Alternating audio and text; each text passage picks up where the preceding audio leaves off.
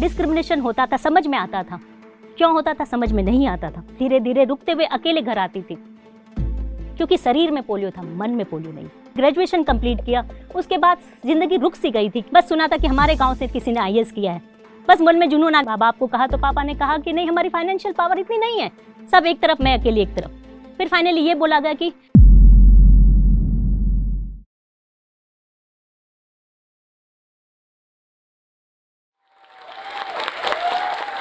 घायल परिंदा है तू, दिखला दे जिंदा है तू, तुझमें है हौसला, तेरे जुनून के आगे अंबर पनाहे मांगे, कर ले जो तू फैसला। ये लाइनें कुछ मुझे भी सूट करती है। मैं ऐसा सोचती हूँ, जब मैं अपनी आंखें आसमान की तरफ देखती थी तो मुझे ऐसा लगता था शायद मैं कुछ नहीं हूँ, क्या करूँगी, कब बनूँगी, क्या होगा, कब पहचान होगी। मैं Sarika Jain, chartered accountant, IRS, deputy commissioner of income tax, posted in Mumbai. सुनने को बहुत अच्छा लगता है, पर ये जर्नी इतनी आसान नहीं थी। बहुत धीरे धीरे चली, बहुत उतार चढ़ाव, ऊपर नीचे जाती रही, पता नहीं फ्यूचर क्या होगा। 2 साल की उम्र में पोलियो हो गया। एक ऐसे शहर में जन्मी, काटावांजी, उड़ीसा का एक छोटा सा कस्बा, Orthodox Marwari family, joint family, जहाँ पे माँ बाप को भी नहीं पता ये पोलियो क्या होता है। डॉक्टर्स को लगा मलेरिया है, इंजेक्शन दे दिया, 50% बॉडी काम करना बंद कर दिया। 1.5 साल तक कोमा की स्थिति पे बेड पे पड़ी रही। माँ ने हार नहीं मानी, बाप ने हार नहीं मानी। उन्होंने कहा नहीं, हम बच्चे का केयर करेंगे, मालिश किए, हर नीम हकीम सबके पास लेके गए, पर पता नहीं आगे फ्यूचर क्या होगा। 4 साल की एज में मैं चलना वापस से सीखी, लड़खड़ाते हुए, गिरते हुए, भागते हुए आगे फिर से मैं चलना शुरू किया। स्कूल के लिए जब वो परेशान हुए, एडमिशन नहीं मिल रहा था, कोई भी स्कूल इस बच्चे को लेना नहीं चाहता था। समहाउ कहीं एक स्कूल में एडमिशन मिला। बहुत ज़्यादा तो स्कूल की बातें याद नहीं आती, पर इतना याद आता है कि बहुत संघर्षपूर्ण था, मेरे लिए आसान नहीं था। स्कूल जाती थी, रास्ते में कुछ बच्चे खेलते होते तो वो चिढ़ाते थे, लड़खड़ाते थे, एक्ट करते थे और पत्थर भी मारते थे। इग्नोर करती थी या उधर नहीं देखती थी। ऐसा लगता अगर आज मैंने इनको देख लिया, अपने आप को रोक लिया, तो मैं कभी आगे नहीं बढ़ पाऊंगी। वो 4 किलो का बस्ता, वो 1 किलो का टिफिन, वो 1 किलो का पानी बोतल आज भी याद आता है। जब मैं निकलती थी स्कूल से घर जाने को, लंबा सा सफर लगता था, कोई साथ चलने को तैयार नहीं होता था। धीरे धीरे रुकते हुए अकेले घर आती थी, क्योंकि शरीर में पोलियो था, मन में पोलियो नहीं। कभी आवाज भी नहीं उठाई, नहीं कभी मम्मी पापा ने समझा कि ऐसी कोई प्रॉब्लम होती है, क्योंकि उनके लिए मैं कोई डिसेबल बच्चा नहीं था, एक नॉर्मल बच्चा था। एक नॉर्मल बच्चे की तरह ट्रीट करते थे। डिस्क्रिमिनेशन होता था, घर पे तो नहीं हुआ, डिस्क्रिमिनेशन होता था, समझ में आता था।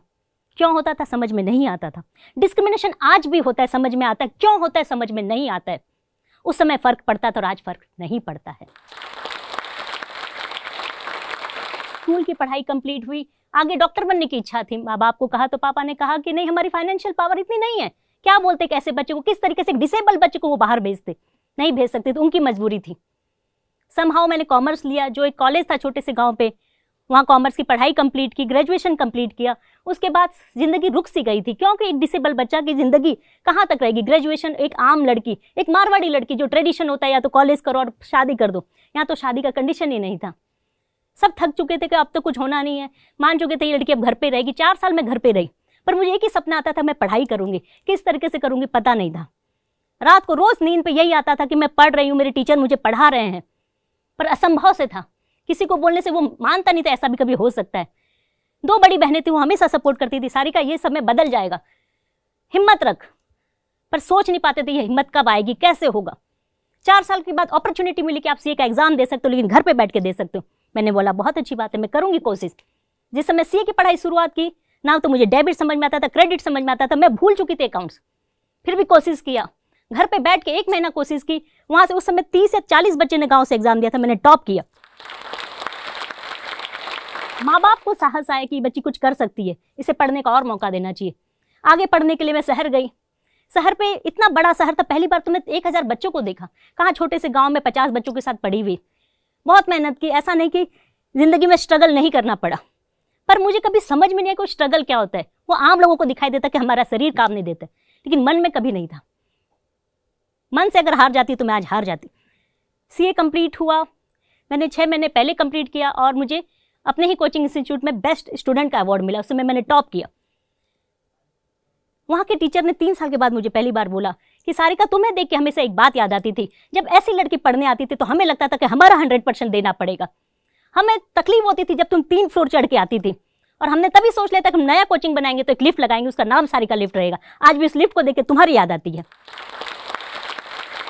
आज भी हम अपने बच्चों को प्रेरणा देते सिर्फ सीए नहीं बनना, हमें सारिका जैसे बनना है। सीए बन गई, घर पे खुशी का माहौल छा गया, क्योंकि किसी ने इतनी पढ़ाई नहीं की थी हमारे घर पे। तभी मन में एक ख्याल आया कि किसी ने मुझे ट्रेन पे बताया ऐसी बातों बातों में कि आईएएस कोई चीज़ होती है। मैंने कभी कोई ऑफिसर नहीं देखा था, कभी किसी से बात नहीं की थी, बस सुना था कि हमारे गांव से किसी ने आईएएस किया है। बस मन में जुनून आ गया। मैंने पूछा क्या होता है आईएएस, क्या करना पड़ता है इस आईएएस बनने के लिए? कुछ नहीं, बस पढ़ना होता है। तो मैंने बोला हाँ, मेरे पास कैपेसिटी है पढ़ने की, मैं कोशिश करूँगी। सीए बनने के बाद घर गई, घर वाले खुश थे, अब लड़की घर आएगी, हम कोई जॉब दे देंगे, कोई ऑफिस खोल देंगे, बैठ के काम करेगी। मैंने बोला नहीं पापा, मुझे आईएएस बनना है। घर पे पंचायत बैठ गई कि लड़की को शायद भूत चढ़ गया है, कैसी बहकी बातें कर रही है, हमारी जैसी फैमिली के बच्चे आईएएस बन सकते हैं? हम सादे लोग हैं, हम लोग नहीं कर सकते। ऑफिसर कैटेगरी अलग होती, वो इंटेलिजेंट होते हैं। मैंने बोला नहीं, मुझे पढ़ने की इच्छा है। OR SR पास किया गया, SR तो छोड़ो, OR भी पास नहीं हुआ, सब एक तरफ, मैं अकेली एक तरफ। फिर फाइनली ये बोला गया कि ठीक है, लड़की पढ़ने की तो इच्छा जाहिर कर रही है और तो कुछ नहीं, कोशिश करने देते हैं, पढ़ लेगी, पास तो उसे होना नहीं है। 1.5 साल का समय देते हैं। घर पे पढ़ा 2-3 महीना, सब उनको समझ में आया कि लड़की मेहनत बहुत कर रही है लेकिन हो नहीं रहा है। फिर दिल्ली गई, अकेले दम पे दिल्ली गई, वहाँ पढ़ाई स्टार्ट की, वहाँ पढ़ाई करी और एग्जैक्ट 1 ईयर में मैं रैंक लेके वापस आ गई। यूपीएससी की लिस्ट में मेरा नाम आया, सबका नज़रिया चेंज हो गया। आपने बचपन में मारियो का गेम खेला होगा, बहुत सारे हडल्स आते हैं, 1-अप मिलता है, पावर मिलता है, दुश्मन आते हैं, पानी आता है, आग का गोला आता है, आप इसे पार करते करते खेलते जाते हैं।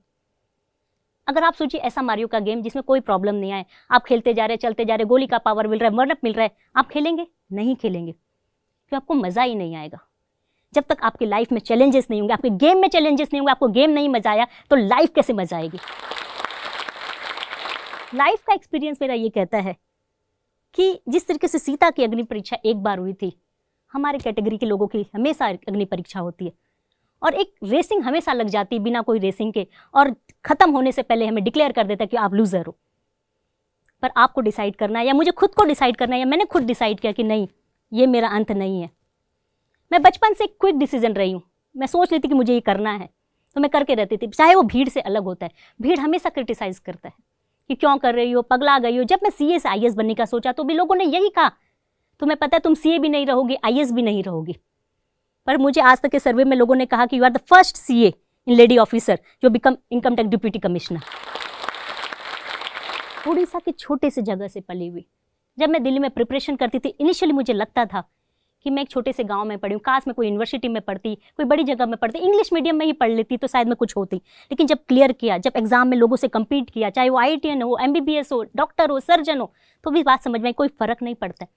किताबें वही सेम है, ABCD वही सेम है, A वही सेम है, पढ़ने का जुनून आपका अलग है। आप उस किताबों की शिद्दत से पढ़िए, मेहनत से पढ़िए, वही आपको आगे लेके जा सकता है। आज की दुनिया में कोई चीज़ आपको आगे ले जा सकती है सिर्फ एजुकेशन और परिश्रम और विल पावर। मुझे एक बात याद आती है कि जब मेरा एक डॉक्टर जिन्होंने अटल बिहारी वाजपेयी जी का ऑपरेशन किया था घुटनों का, उन्होंने जब मेरा रिपोर्ट देखा, मेडिकल रिपोर्ट, तो उन्होंने एक बात बोली कि सारिका, हमें लगता नहीं है कि तुम चल सकती इस मेडिकल रिपोर्ट के हिसाब से, लेकिन तुम चल रही हो सिर्फ विल पावर के कारण। और दुनिया में कोई चीज़ आपको बदल सकती है जो अद्भुत, अकल्पनीय, अविस्मरणीय, अद्वितीय कुछ हो सकता है तो सिर्फ पढ़ाई है, एजुकेशन है, सोसाइटी का डेवलपमेंट हो सकता है। लोगों की बातों पे बच जाइए, लोग तो पाँव खींचेंगे, हमेशा आपको ये बोलेंगे तुम क्यों कर रहे हो, तुम्हें क्या ज़रूरत है, तुम्हारी ड्यूटी करो। पर मेरी सोच है कि मन में आई है, इच्छा आई है तो मुझे उसे करके जाना है। मंजिल मेरी कहाँ है, वो मुझे लेके जाएगी। अगर रास्ते हैं तो ख्वाब है तो मंजिलें हैं तो फासले तो हौसले हैं तो विश्वास है। नीचे दिए गए लिंक को क्लिक करें और सीखें इंग्लिश बोलना जोश टॉक्स के साथ। इस वीडियो के बारे में अपनी राय नीचे कमेंट सेक्शन में हमें बताएं और अपने दोस्तों के साथ ये वीडियो शेयर करना ना भूलें।